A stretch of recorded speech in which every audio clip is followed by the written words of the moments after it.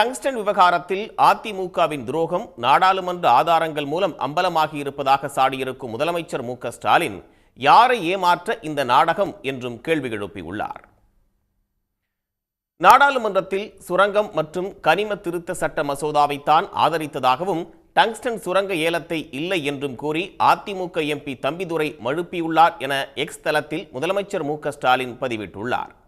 ஆனால் அதிமுக ஆதரவில் நிறைவேறிய சட்ட திருத்த மசோதாதான் டங்ஸ்டன் சுரங்கத்தை ஏலம் விடும் அதிகாரத்தை மாநில அரசிடமிருந்து பிடுங்கி மோடி அரசிடம் கொடுக்க காரணமானது என்றும் முதலமைச்சர் தெளிவுபடுத்தியுள்ளார்.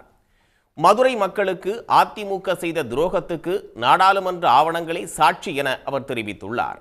அதிமுகவின் தொடர் துரோகத்தின் புதிய அத்தியாயம் அம்பலமாகி இருப்பதாக கண்டனம் தெரிவித்திருக்கும் முதலமைச்சர் மு.க.ஸ்டாலின் டெல்லியில் எதிர்க்க வேண்டிய இடத்தில் ஆதரித்துவிட்டு இங்கே நாடகமாடுவது யாரை ஏமாற்ற என்றும் சாடியுள்ளார்.